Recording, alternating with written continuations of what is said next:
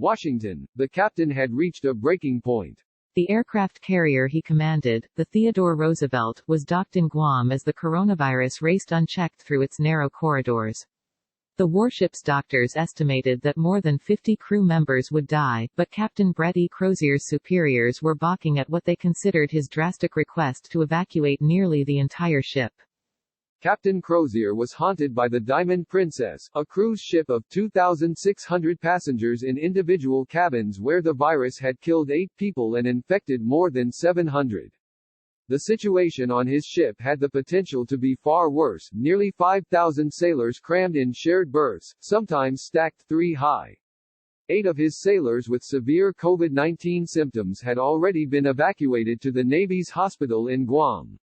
On March 30, after 4 days of rebuffs from his superiors, Captain Crozier sat down to compose an email. "Sailors don't need to die," he wrote to 20 other people, all Navy personnel in the Pacific, asking for help. A Naval Academy graduate with nearly 30 years of military service, the captain knew the email would most likely end his career, his friends said in interviews. The military prizes its chain of command, and the appropriate course would have been for the captain to continue to push his superiors for action. He hit send anyway. 3 weeks later, the fired captain is battling the coronavirus himself. 584 other crew members have tested positive and the acting Navy secretary has resigned. The secretary, Thomas B. Maudley, removed the captain because he thought that was what President Trump wanted, officials said. Mr. Maudley, the officials said, was keenly aware that his predecessor in the job had been fired after tangling with Mr. Trump. But in trying to please the president, Mr. Maudley miscalculated and destroyed his own career. The story of the Theodore Roosevelt encapsulates, aboard a single aircraft carrier, Mr. Trump's tumultuous 3.5 years as commander-in-chief. The episode shows how the military, the most structured and hierarchical part of the government, has tried to adjust to an erratic president, and how in a hollowed-out leadership, acting secretaries have replaced those confirmed by the Senate. A Navy investigation into the episode is expected to be made public this week. This article is based on interviews with 24 current and former Navy and Defense Department civilian and uniformed personnel, including Roosevelt crew members. Many spoke on the condition of anonymity to describe confidential meetings and discussions. Sailors aboard the Roosevelt most likely picked up the virus at a port call in Da Nang, Vietnam, on March 5, just the second visit by an American aircraft carrier to that country since the end of the Vietnam War. At the time, 16 coronavirus cases had been reported in Vietnam, all in the northern part of the country, far from Da Nang. The top Navy officer in the Pacific, ADM. Philip S. Davidson, ordered the long-scheduled visit to proceed as an important show of American military strength in a region increasingly unnerved by Beijing's growing territorial claims in the South China Sea. Da Nang's piers are too small for a ship of the Roosevelt's size to dock. So for its brief port call, it anchored offshore, relying on small boats to ferry the crew to the docks. Crew members posted pictures to social media of rooftop hotel pools and relaxation. One post said, "Feelin' Vietnamazing." On the fourth and final day in Da Nang, after dozens of sailors had spent at least one night in a hotel where 2 British nationals tested positive for the virus, the Roosevelt ordered some crew members back to the ship for fear they might be exposed. Those who had stayed at the hotel were immediately isolated. The Roosevelt went back out to sea, and its medical team watched closely for any sign of sickened sailors, a ticking clock during the 14-day period when symptoms would most likely appear. Over those same 14 days, aircraft flew on and off the ship, bringing in supplies from Japan and the Philippines. Then came the announcement over the shipwide loudspeakers at dawn on March 24 as the carrier steamed through the western Pacific. Said River City 1, a voice ordered. The sailors knew something had happened. River City means reduced communications, no internet access or phone calls for most of the crew. Soon after, sailors posted outside the massive ship's medical bays turned away crew members for anything that was not an emergency. Soon everyone knew, 3 sailors had tested positive for the virus. The outbreak started in the reactor department, with its crew members responsible for running the very heart of the ship, the nuclear reactors. The three were flown from the ship to a Navy hospital in Guam. 2 days later, on March 26, the Roosevelt docked in Guam. COVID-19 testing began for the entire crew. The argument between Captain Crozier and his superior aboard the ship, Rear ADM Stuart P. Baker, began. The Navy High Command, including Mr. Maudley, was also on alert back in Washington. Captain Crozier argued for evacuating nearly the entire crew. He wanted them quarantined and tested while the ship was professionally cleaned. A skeleton crew of 500 would remain aboard to operate the ship's nuclear reactors, safeguard bombs and missiles and warplanes, and perform other essential duties. Admiral Baker, who as commander of the Carrier Strike Group oversees the Roosevelt and 7 other ships, countered that less drastic measures would still protect the crew and leave the Roosevelt in operation. Mr. Maudley and residents of Guam also expressed concerns that the island could not house all of the carrier's crew if the order was given to evacuate, in particular if a growing number tested positive. The Navy considered alternatives, including sending the Roosevelt to Okinawa, Japan, or to San Diego. Another option was to leave 4,000 sailors aboard the ship and 1,000 in a base gymnasium on Guam, where they would sleep on cots several feet apart. But a first attempt at housing some of the crew at the gym quickly resulted in more cases of the virus. Back in Washington, Mr. Maudley directed a top aide to contact Captain Crozier to ensure he was getting what he needed. The aide, Mr. Maudley said later, reported that the captain was satisfied, only asking that he wished the crew could be evacuated faster. But at this point, Captain Crozier was composing a 4-page letter to be sent by unclassified email.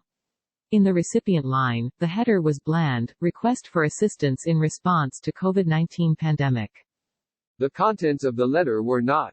There are 2 end states TR could achieve, Captain Crozier wrote. We go to war with the force we have and fight sick. In that situation, he wrote, there will be losses to the virus. Or, he wrote, the ship could try to achieve a COVID-free TR, with all the necessary evacuation. As war is not imminent, we recommend pursuing the peacetime end state, Captain Crozier wrote. He showed the email to a handful of the most senior officers on the ship. They told him they wanted to sign it, too. Captain Crozier, fearing for their careers, told them no. Captain Crozier's letter ran headlong into the administration's narrative that it had everything under control. The next day, March 31, as Mr. Maudley arrived in Los Angeles to visit the Navy hospital ship Mercy, an aide had some news for him. A copy of Captain Crozier's letter, which had not been sent to Mr. Maudley, had found its way to the San Francisco Chronicle, presumably leaked by one of the 20 recipients. The letter was spreading rapidly to other news outlets as well. Mr. Maudley was furious, although he restrained himself on a conference call with reporters the next day. It's disappointing to have him say that, he told the reporters. We're doing everything we can. Worried that Captain Crozier's letter would anger Mr. Trump, Mr. Maudley called colleagues asking for advice, officials said. Should he fire Captain Crozier? Most of them, including ADM Michael M. Gilday, the Chief of Naval Operations, and General Mark A. Milley, the Chairman of the Joint Chiefs of Staff, told him he should order an investigation into the incident and wait and see the outcome. But Mr. Maudley, a Naval Academy graduate and former Navy helicopter pilot who was hoping to become the permanent Navy Secretary, was still worried about what the President wanted, officials said. Mr. Maudley's predecessor, Richard V. Spencer, was fired for opposing the President's intervention in support of Chief Petty Officer Edward Gallagher, a Navy SEAL charged with war crimes who became a darling of Mr. Trump. During a phone conversation with one advisor, Mr. Maudley suddenly interrupted and said, according to a person familiar with the discussion, "Oh, breaking, the President wants him fired." The person surmised that Mr. Maudley had received a text message informing him of the President's views. On April 2, Mr. Maudley called Admiral Baker, Captain Crozier's immediate boss on the Roosevelt, and asked him if he knew about the letter in advance. Admiral Baker said that he did not, and that he would have told Captain Crozier not to send it. As Mr. Maudley explained in an interview he later gave to the Washington Post columnist David Ignatius, he decided to fire Captain Crozier after that conversation. Later that morning, Mr. Modley told Admiral Gilday, General Milley and Defense Secretary Mark T. Esper that he had decided to fire Captain Crozier even before an investigation was conducted. The three told him they would publicly support his decision, despite the reservations of General Milley and Admiral Gilday. Representative Adam Smith, the Washington Democrat who is the chairman of the House Armed Services Committee, condemned the move, as did three other Democrats on the panel. But they acknowledged that Captain Crozier might have mishandled the situation. Throwing the commanding officer overboard without a thorough investigation is not going to solve the growing crisis aboard the USS Theodore Roosevelt, the lawmakers said in a statement. What's more, we are very concerned about the chilling effect this dismissal will have on commanders throughout the Department of Defense. The dismissal and subsequent investigation hit the ship's medical department hard right away. The same day Captain Crozier walked off the ship for the last time, ADM. Robert P. Burke, the Navy's second-highest admiral, called the senior medical officer aboard the carrier as part of his investigation. Admiral Burke criticized the doctor, saying he had failed as a leader. In interviews, two crew members said Admiral Burke's tone was hostile. In an email, the Navy's chief spokesman, Rear ADM. Charles W. Brown, said Admiral Burke spoke with multiple individuals involved during the course of his investigation into the communication aboard USS Theodore Roosevelt and with the chain of command. As Captain Crozier walked off his ship and down the gangway wearing a black backpack and baseball cap, hundreds of sailors and aircrew members showed up on the hangar bay to form a corridor for him. Videos of the crew cheering and shouting "Captain Crozier" immediately went viral. And that, Navy officials said, infuriated Mr. Modley. His next action stunned Pentagon officials and effectively turned the crew of the Roosevelt even more solidly against him. Mr. Modley boarded a Gulfstream business jet at an airfield in suburban Washington and made the 35-hour round-trip flight to Guam, at a cost of $243,116.65, according to a Navy official, confirming a report in USA Today. When he landed, he spoke with Mr. Ignatius to defend himself. He also wrote a letter to the New York Times in which he again criticized the captain he had fired and who had, by now, tested positive for the coronavirus. Then he went to the Roosevelt and delivered a 15-minute diatribe over the ship's loudspeakers berating the crew for cheering for its captain. He called Captain Crozier either too naive or too stupid to command an aircraft carrier. He told the sailors they should never trust the media. He blamed China for the virus. Less than 30 minutes later, after taking no questions from the sailors, he was gone. Within another 30 minutes of his visit, audio of his remarks was being shared broadly across social media, complete with crew reaction. What the, one sailor was heard saying when Mr. Modley called Captain Crozier stupid. Navy officials, inundated with calls from incredulous reporters, called Mr. Modley, now flying back from Guam, asking him to respond. He doubled down, issuing a statement that, "I stand by every word I said." By now, lawmakers were calling for him to be fired. So, too, were current and former military officials.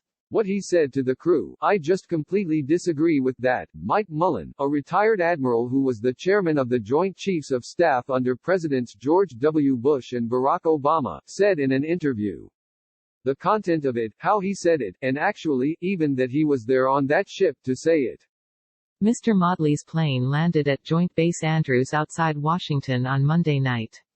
In a phone call, Mr. Esper told him that he had to apologize, Defense Department officials said. 7 hours after issuing his "I stand by every word I said" statement, Mr. Modley backpedaled. "I do not think Captain Brett Crozier is naive nor stupid," he said. "I think and always believed him to be the opposite."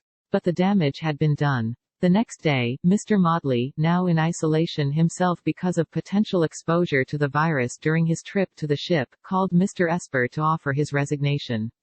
A spokesman for Mr. Modley did not respond to a request for comment.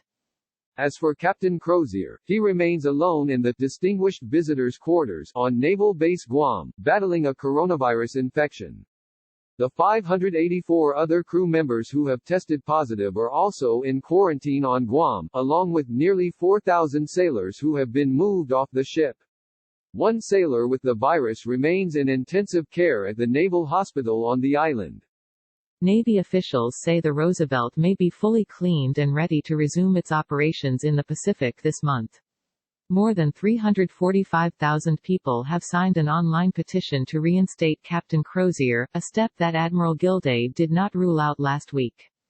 Amid the fallout from Captain Crozier's letter, senior military officials say they are concerned about other warships and other missions.